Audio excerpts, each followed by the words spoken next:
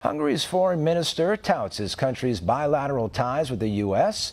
When America's Jack Posobiec has more from Washington. We're excited to welcome back here to One America News. It's Peter Szijjártó, the Foreign Minister of Hungary. Thank you so much for joining us here in Washington, D.C. Thank you for the invitation. Happy to be back. Now, moving towards the United States, you're here in the U.S. You know, of course, that we're in the midst of a very strong election season. Of course, President Trump is campaigning for re-election. Former Vice President Biden is the challenger.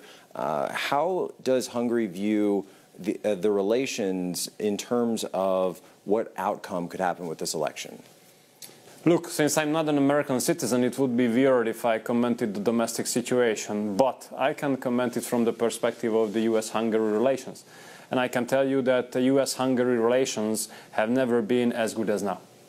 And thanks to the current White House, thanks to the President, the Vice President, the Chief of Staff, the Chief Advisor on Foreign and Security Policy, this relationship has never been as good as now.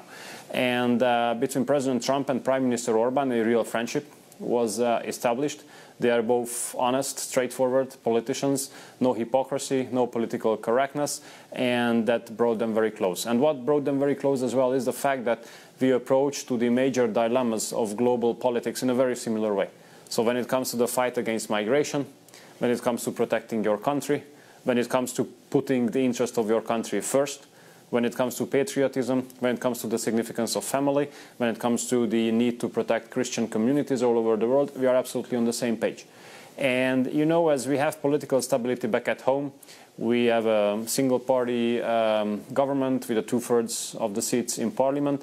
We can afford to speak honestly. And we have never hidden our positive approach towards the current administration and the current White House.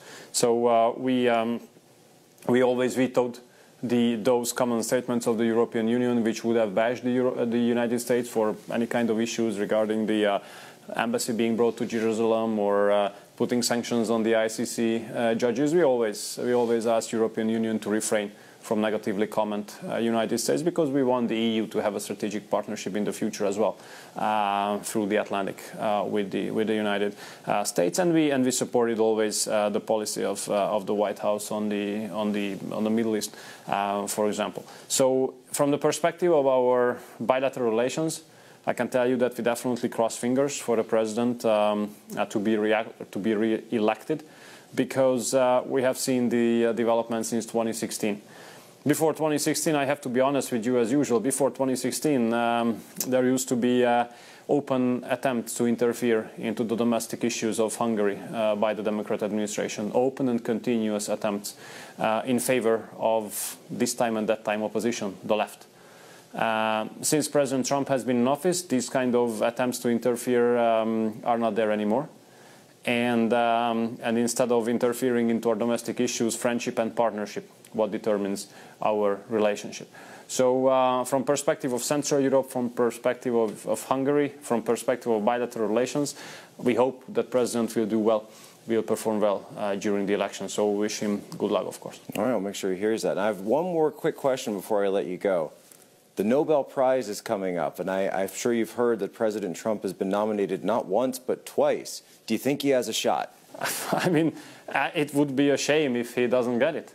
I mean, for what else Nobel Peace Prize could be given, if not for this peace accord? You know, I mean, what President Trump has made with this is very complicated to complement enough. You know, and I think a Nobel Peace Prize would be let's say, a realistic analysis and realistic reflection of what he has done. So I really do hope that he will get it. He deserves it, no question. All right, Foreign Minister Szijjártó, thank you so much for joining us. We're honored by your presence. Safe travels back home. Thank you. Thanks a lot.